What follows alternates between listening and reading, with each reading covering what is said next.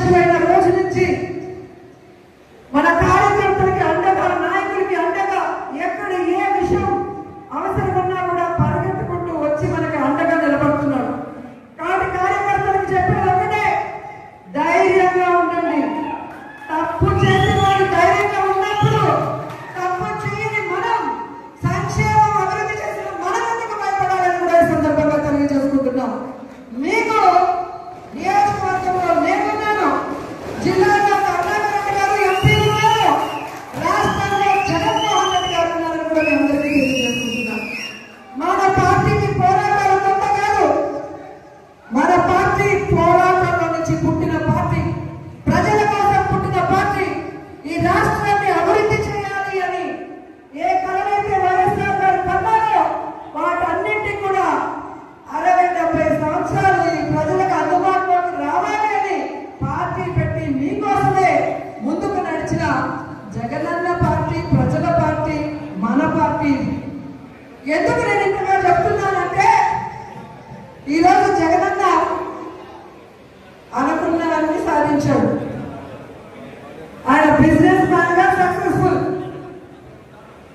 ఆయన family man గా successful, ఆయన సీఎం గా సక్సెస్ఫుల్. ఇంకేం అవసరం ఉంది?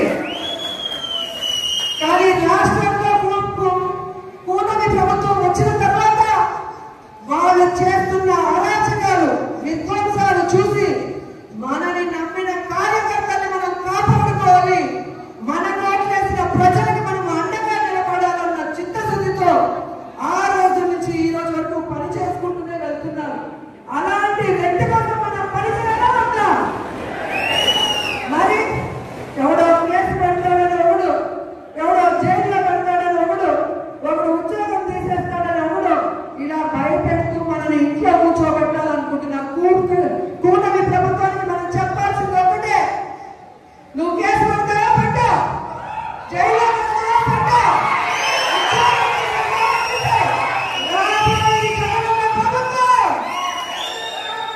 కేసులు పెట్టిన వాళ్ళకి, విధ్వంసాలు సృష్టించిన వాళ్ళకి వడ్డీతో సహా ఇచ్చేస్తాం. ఎవరి ఉద్యోగాలు పోయినా వాళ్ళందరికీ కూడా గుడ్ బుక్ లో పేర్లు వేసి వాళ్ళకు ఉద్యోగాలు వస్తాయి. ఎవరైతే ప్రభుత్వంలో ఇబ్బంది పడ్డారో ఆ ఇబ్బందుల నుంచి వాళ్ళకి బయటపడేసి వాళ్ళకి ఫస్ట్ ప్రయారిటీ ఇస్తామని కూడా ఈ సందర్భంగా తెలియజేసుకుంటున్నాం. ఇప్పటికే జగన్మోహన్ రెడ్డి గారు ప్రకటించిన విధంగా రైతులకి అండగా రాష్ట్ర వ్యాప్తంగా మొన్ననే పోరాటం జరిగింది.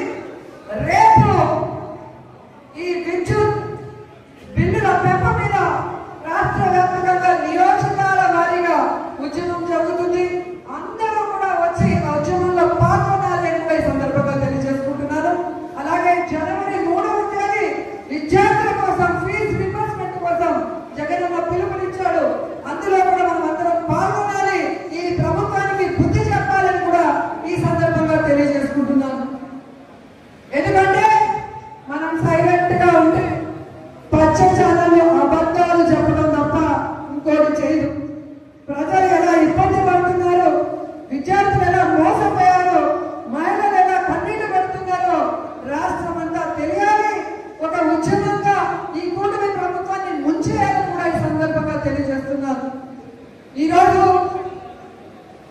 ఇంత వర్షంలో కూడా పార్టీ సర్వసభ సమావేశం అనగానే ఈరోజు ఒక్కొక్కరు జగనన్నకి మేమున్నామంటూ బయటకు వచ్చినందుకు మీ అందరికీ పాదాభివందనాలు తెలియజేసుకుంటూ ఈ కార్యక్రమాన్ని ఇక మన ఎంపీ గురుమూర్తి గారు మాట్లాడాలని ఆయనకి హ్యాండ్ ఓవర్ చేస్తున్నాను. Thank you so much.